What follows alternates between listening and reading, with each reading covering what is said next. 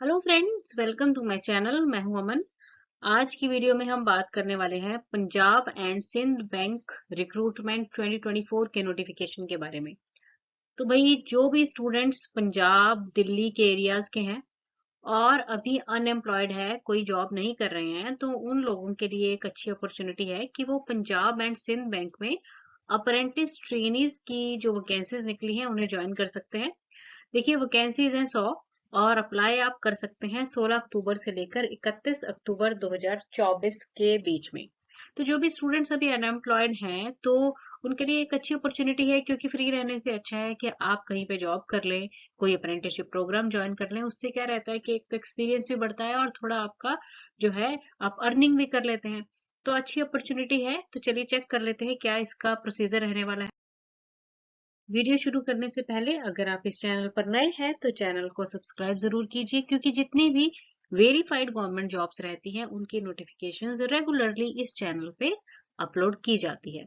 तो हाँ जी, आप स्क्रीन पर अभी देख रहे हैं पंजाब एंड सिंध बैंक के द्वारा दिया गया जो ऑफिशियल नोटिस है for the engagement of apprentice in the bank.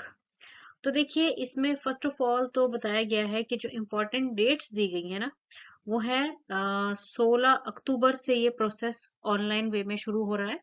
तो इसके लिए आपको क्या करना होगा, अप्रेंटिसशिप पोर्टल जो है, फर्स्ट ऑफ ऑल तो उस पे आपको खुद को रजिस्टर करना पड़ेगा। मतलब ये है अप्रेंटिसशिप india.gov.in और सेकंड है nats.education.gov.in। तो अप्लाई करने से पहले आप इस पे खुद को रजिस्टर कर लें और उसके बाद आप अप्लाई करें, ठीक है। तो 16 अक्टूबर से ये जो ऑनलाइन एप्लीकेशन है वो स्टार्ट हो रही है और 31 अक्टूबर इसकी लास्ट डेट रहने वाली है, ठीक है। दिल्ली में इसकी जो वैकेंसीज हैं वो 30 हैं और पंजाब के अलग अलग जिलों में ये 70 वैकेंसीज हैं। तो टोटल इस प्रकार बन रही हैं 100 वैकेंसीज, ठीक है। तो 100 वैकेंसीज हैं। चलिए चेक करते हैं। अब देखिए कि पंजाब में जो गुरदासपुर है ना, वहां पे 12 वैकेंसीज हैं, फरीदकोट में है 7, अमृतसर में 5 है, बठिंडा में 6 है, होशियारपुर में 7, जलंधर में 7, लुधियाना में 8 हैं, पटियाला में 5 हैं, तरनतारा में 3, मोहाली में 2 और रोपड़ में रहेंगी जी 2 वैकेंसीज, फतेहगढ़ साहिब में 2 हैं, कपूरथला में 2 हैं, संगरूर में 2 हैं और दिल्ली में तो हमने पहले बात की कि टोटल 30 हैं, जिसमें साउथ और ईस्ट दिल्ली में है 15 और नॉर्थ एंड वेस्ट दिल्ली में है टोटल 15। तो ये सारा अगर जोड़ लिया जाए तो टोटल जो है 100 वैकेंसीज यहाँ पे बन रही हैं। अब अप्लाई करने से पहले कुछ यहाँ पे बताया गया है कि ना, जो स्टूडेंट्स है ना, मतलब एक ही स्टेट में अप्लाई करेंगे और एक ही डिस्ट्रिक्ट से अप्लाई करेंगे। एक से ज्यादा एप्लीकेशंस जो है वो एक्सेप्टेड नहीं होंगी। तो ये ध्यान रखना है आप लोगों ने, ठीक है। और जो रिजर्वेशन वगैरह दी गई है वो स्टूडेंट्स आपकी बात अभी करते ही हैं। चलिए, तो अब यहाँ पे देखिए, फर्स्ट ऑफ ऑल तो एज है। एज रहेगी मिनिमम 20 साल और मैक्सिमम 28 साल एज है, ठीक है। रिलैक्सेशन जो है एज में वो अकॉर्डिंग टू गवर्नमेंट रूल्स जो रहती हैं वो मिलेंगी। और जो भी कट ऑफ रहेगा ना, वो उसकी जो डेट कंसीडर की जाएगी वो 31 अक्टूबर 2024 ही कंसीडर की जाएगी। अब यहाँ पे जो क्वालिफिकेशन कंसीडर की गई है ना, वो अगर आपने ना कहीं भी और किसी भी डिसिप्लिन में ग्रेजुएशन किया हुआ है रिकॉग्नाइज्ड यूनिवर्सिटी या फिर इंस्टीट्यूट से, तो आप अप्लाई कर सकते हैं। साथ ही साथ आपको जो लोकल लैंग्वेज है उसकी प्रोफिशिएंसी भी जरूर होनी चाहिए। जैसे आप पंजाब में अप्लाई कर रहे हैं तो आपको पंजाबी की लिखने पढ़ने और बोलने की अच्छे से जानकारी होनी चाहिए। मतलब आपने 8वीं 10वीं 12वीं तक कुछ ना कुछ आपको सर्टिफिकेट साथ में अप्लाई करते हुए लगाना पड़ेगा कि उससे ये प्रूव हो कि आपको लोकल लैंग्वेज आती है। तो पंजाब में तो लोकल लैंग्वेज पंजाबी चलेगी और जो अपना दिल्ली है वहां पे हिंदी। तो लोकल लैंग्वेज की जानकारी आपको होनी बहुत जरूरी है। अब यहाँ पे बताया गया है कि जिन्होंने पोस्ट ग्रेजुएशन कर ली हुई है ना, तो वो एलिजिबल इसके लिए नहीं रहेंगे, ठीक है। और जिनके पास वर्क एक्सपीरियंस एक या एक से ज्यादा साल का है, मतलब काम पहले किया हुआ है तो वो भी एलिजिबल नहीं है, मतलब बेसिकली ये फ्रेशर्स के लिए ही रहेगी, ठीक है। और अगर आपको कोई भी एग्जाम पास किए हुए 5 साल हो चुके हैं, ठीक है, तब भी आप अप्लाई ना करें। नेक्स्ट देखिए यहाँ पे रिलैक्सेशन जो मिलेगी एज में, तो अगर SC ST है तो 5 साल की रिलैक्सेशन है, OBC को 3 साल की है, then persons with the benchmark disability को 10 साल की रिलैक्सेशन मिल जाएगी, और वुमेन अगर वो विडो, डिवोर्सी या फिर सेपरेट हैं लीगली और रीमैरिज नहीं की है, तो जो रहेंगी जनरल, तो वो 35 की एज तक अप्लाई कर सकते हैं, जनरल और EWS। OBC 38 ईयर की एज तक अप्लाई कर सकते हैं, और SC ST 40 की एज तक अप्लाई कर सकते हैं।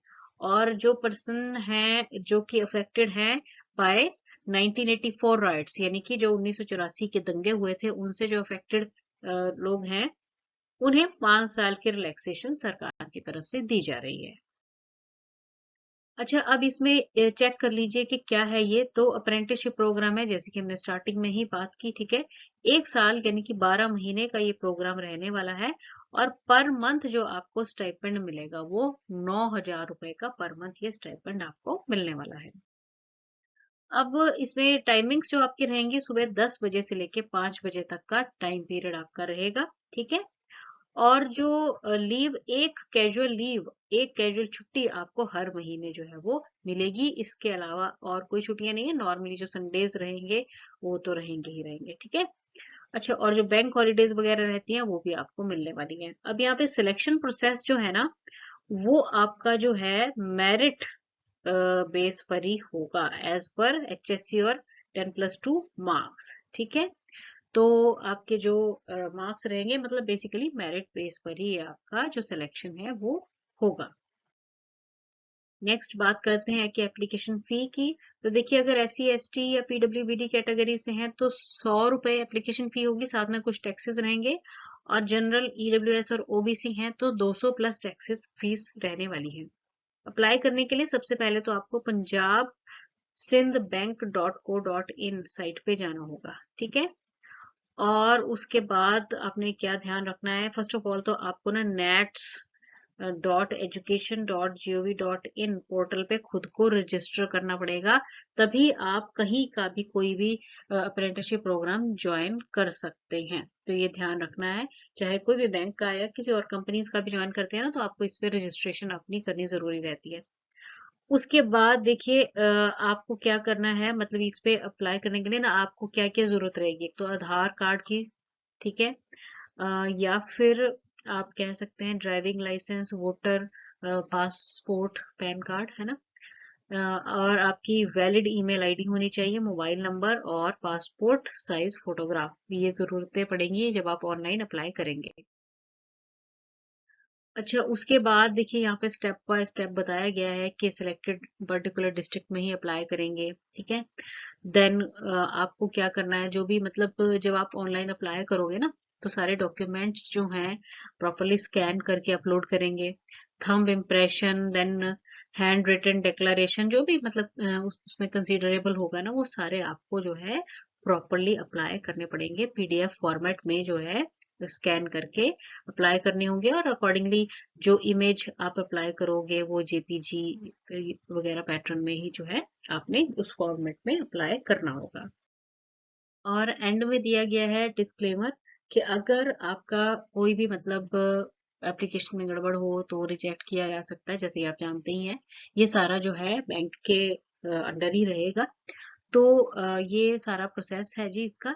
और अगर आपको सुटेबल लग रहा है और अगर अभी आप जॉब नहीं कर रहे हैं, तो आपके लिए बेस्ट अपॉर्चुनिटी हो सकती है, अप्लाई कर सकते हैं। Thanks for watching the video and best of luck.